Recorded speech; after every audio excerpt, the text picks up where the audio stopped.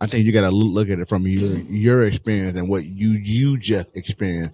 'Cause I remember going to, you been in a kid, you going to Chinatown, but then you been watching every aisle by the store owner kid, and you be like, oh, as a kid, I'm like, why does this Asian boy follow me in every aisle? Like, but then as you get older, oh man, I was being racially profiled to think I'm going to steal something from the store. Look. Like you said, in the moment, you might not even notice it, or you might not even, I'm not saying that happened.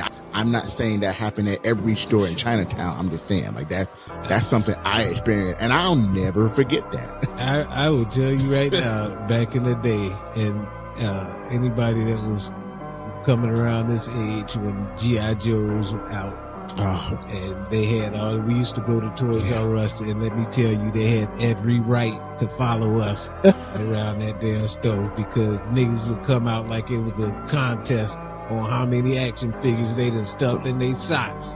And trust me, nigga, I've almost walked out with a whole Cobra Commander outfit. Transformers, right? And Transformers. No, Transformers. Power Rangers. They made out of steel.